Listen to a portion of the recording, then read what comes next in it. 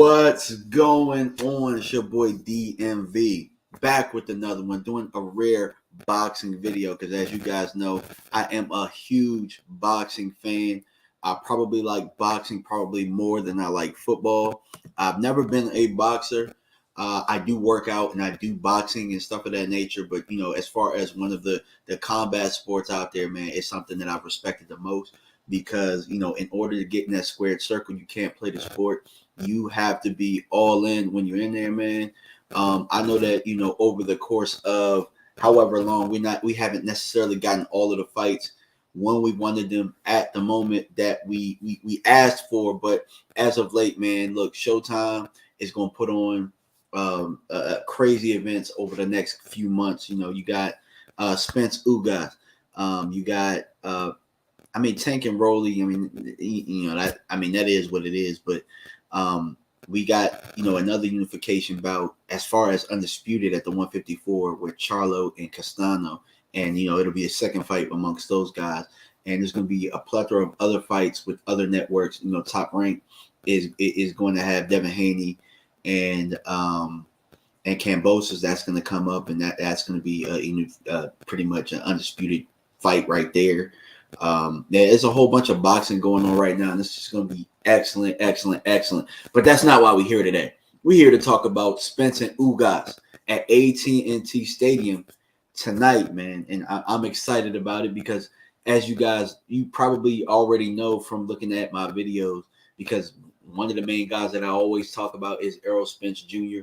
Errol, the true Spence Jr., and he returns tonight against Ugas, Dennis Ugas, who, pretty much wrestled that title away he didn't wrestle it away from Manny Pacquiao. So, it was awarded to him, and then Manny Pacquiao kind of sat on it for a while. And, the WBA was like, well, look, this is our champion. And they fought for it. And he pretty much rightfully took it from Manny Pacquiao when they fought. Ugas is a guy that a lot of people believed beat Sean Porter when they fought. And we all know that Sean Porter gave Errol Spence a tough time when they did fight. So this is going to be an excellent fight. And to be honest with you, I've been going back and forth for months over who I thought would win this fight. And simply because, not because of skills, not because of anything physical, other than the fact that, Spence's eye, how that held up or how that's going to hold up, because he did have a detached retina, and that's why he got pulled from the Manny Pacquiao fight. So for me, it's all about whether or not he can take a shot, and if he can take a shot well, and if mentally he's there. You know what I'm saying? If mentally Errol Spence is there, everything that I've seen in the lead up to this shows me that he's at where I think he should be. He's very confident. He's always confident anyway, even if he's not at his best. And like, for example, you're going into the Danny Garcia fight. I knew that I didn't see the best Errol Spence that night, and he pretty much admitted he was about 80% for that night. And he still showed up. He was confident. He did his damn thing. And Ugas, man, is a tough guy, man. Cuban boxing school, man. And, he's a guy that is one of the only people in the world that owns a win over Terrence Crawford in the amateur ranks, I believe. And so coming into this thing, he's somebody that has never had anything handed to him. Quite frankly, this is one of his first full training camps as of late. And from what I understand from listening to the press conferences and things of that nature, he feels very fresh for this fight. If you look at him, if you've been following him throughout all of the training and all of that stuff, Ugas looks very prepared for this fight. He looks, he looks pretty big for this fight, and he looks refreshed as far as his body goes. And I think that we will get the best version of him tonight. And I do believe that at a certain point, this will be a fight where it's going to be highly competitive. I think that it's going to be a chess match early. Spence is a guy that uses his educated jab very well. So I think that it will be a chess match as to him throwing the jab, Ugas trying to counter off to the jab. Ugas is a guy that will stand in there and he will fight. Both of these guys will do that. And, they talked about that at the press conference a couple of days ago. And then they had the weigh-in yesterday where my guy Elton, he was there. You know, he was pretty much giving me a sideline report, told me he talked to Micah Parsons, even though I wish that my guy Elton would have, you know, put him on his channel, because Elton has a channel as well. But, you know, it is what it is. I've had moments like that where, you know, I wish that I could have talked to people and had them on my channel and things of that nature, you know, so we could have asked questions. But if you guys see the thumbnail, you saw that Micah Parsons, Dallas Cowboy, is in the middle of that, and it's at, you know, pretty much the AT&T Stadium, which is the Dallas Cowboy Stadium, which we might want to call it the Errol Spence Stadium, because, you know, technically he has won more championships in that stadium recently than my Dallas Cowboys have. You know what I'm saying? That's not a knock. It's the truth. If y'all know it, pun intended, it's the truth. You know what I'm saying? So feel free, if you're watching out there, to talk in the comments and, you know, let me know what you guys think is going to happen in this fight. But I'm going to give my prediction of the fight fully. I think that it's a fight that won't go 12 rounds. I think that Spence, getting the nutritionist coming in, he looks like he's handled weight a little bit better. You know, because he's a guy that normally kind of blows up in between fights, gets up to maybe 180, maybe 190 pounds. I know that there are people out there that call him a weight bully. Quite frankly, I don't really believe in that. I kind of believe that if you can get to the weight, that's what you are. And if after you rehydrate and you get pretty big, it is what it is. You know what I'm saying? Like, there are rules to the game. That's a rule to the game. And if you can get under the weight, it don't matter. Now, I know that the IBF kind of has restrictions on how far you can blow up in between. So I believe that it might be 10 pounds. I could be wrong. Somebody could let me know. But yeah, I'm interested in seeing how this thing plays out. And this is what I think is going to happen. Like I said, I think that the educated jab will be the chess match early, because Spence has no problem throwing the jab, needling it to the body, setting up his shot, setting up the left hands later on. Spence is a guy that's going to try and break you down. It's well known that he's a football player in Texas or whatnot, converted to a boxer later on. And he's a guy that has very strong legs, very strong core. So he can push on you, lean on you, has a high work rate. And that's the one thing that I really like about him, is his high work rate. And he's a very hard worker. And it's almost like watching somebody chop down a tree. It's not necessarily anything that he's going to hit you with one shot where it's like, hey, one shot power. But you're going to you sit there and you watch him, and he systematically breaks down his opponents. And he does it a lot with the body. He does a very good job of mixing it up. He has a beard on him too. Like, that means he can take shots. He's more of a take give type of fighter, and that's really ultimately what casuals like to see. They like to see somebody go in there and I'm not going to say that he brawls, because I think that he boxes. He does a very good job of boxing, but he also does a very good job of giving you what you want as far as action goes. So very interested to see. But he also does a very good job. Oh, my bad. Let me turn down the volume on my phone a little bit. But yeah, Ugas, the thing about him is he's very quirky, very unorthodox, and he's very, very smart and very crafty. And that's the thing that Errol Spence is going to have to watch out for, because I think he will get clipped by a few shots early in this fight, with Ugas being very crafty.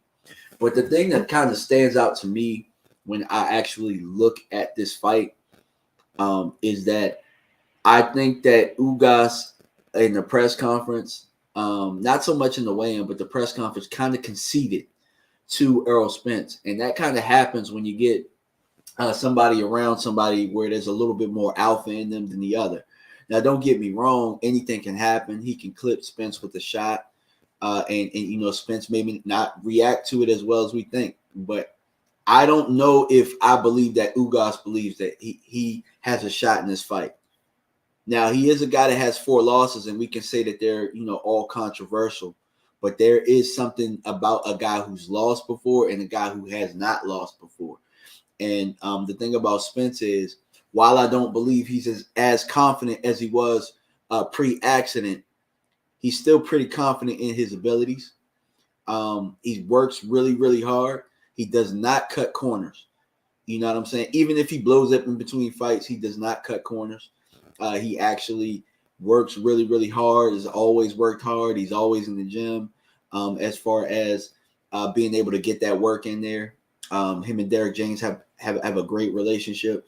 And so, as far as this fight goes, I see him breaking Ugas down in this fight.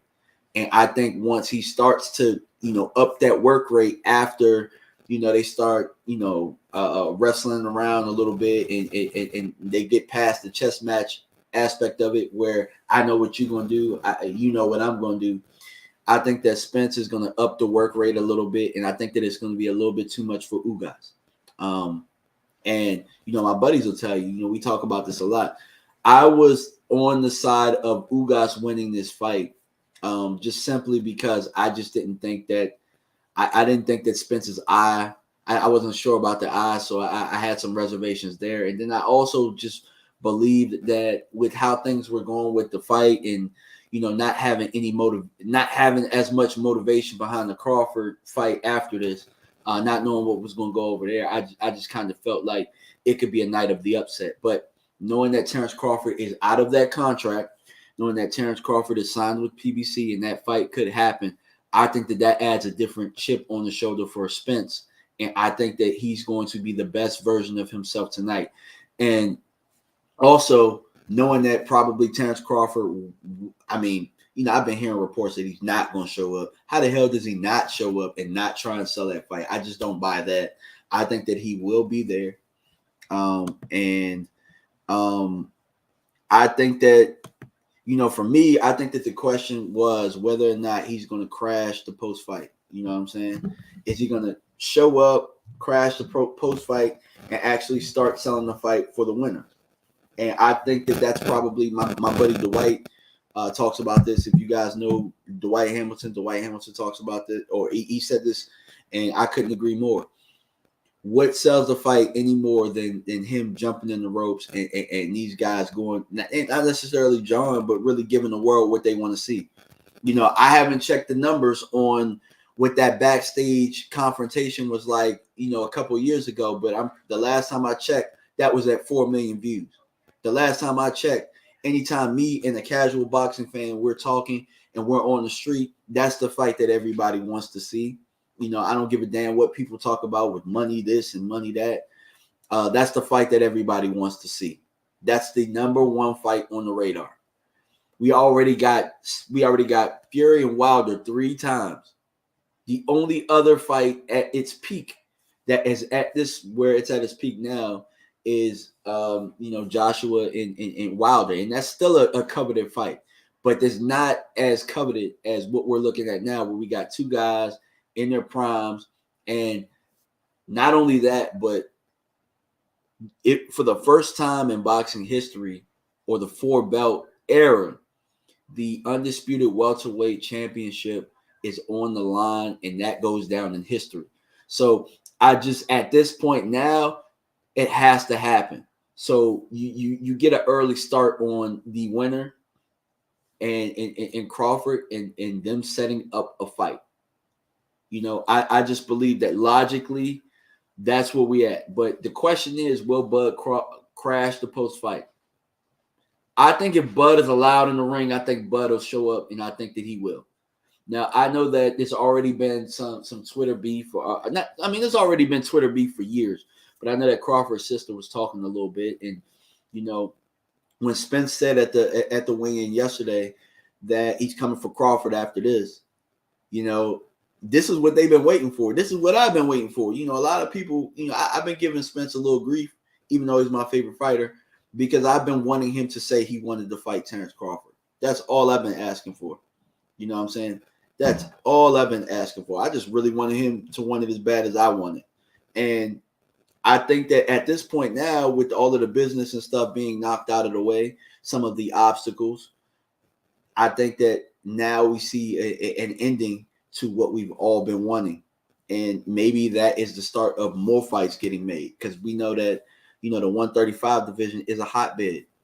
And if these guys can make it work, Well, we already seeing Devin and Kambosos, but maybe we see Devin and Lomachenko, because Devin and Lomachenko has to, Top Rank has to compete with what PBC's doing over there. You know what I'm saying? With having two undisputed fights, and it's kind of unheard of. It's kind of unheard of, and PBC and Showtime and Fox, they're making history, and you got to respect it. You know what I'm saying? You got to respect it.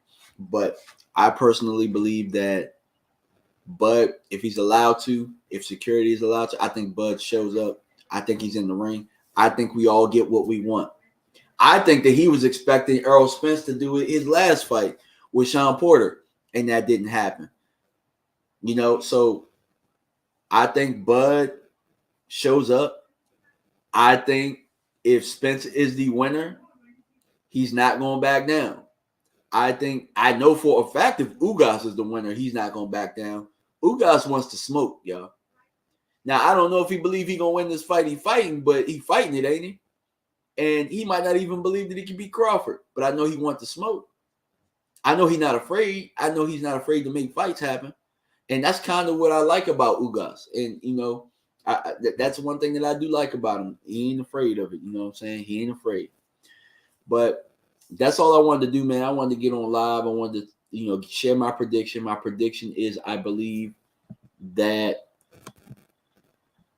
Errol Spence wins 10-round stoppage. I think that he stops him in 10. I think that it'll be a TKO. I think that Crawford jumps in the ring. And I think that we get a start to the mega fight that we all want to see. But let me know what you guys think in the comment section. Make sure you like, subscribe, hit that bell. Each time I come out with content, there will be a lot more boxing content. I'll have more people on here, just like I do with the Cowboys. I'll have probably eventually work towards doing a weekly boxing show. And that way we can all kind of talk and you guys get a new face, a new voice to this boxing stuff, because I probably will say that I'm probably as objective as it is, as there is in this. And I think that we need a lot more of that in the sport. But all right, y'all, I'm outie. Peace.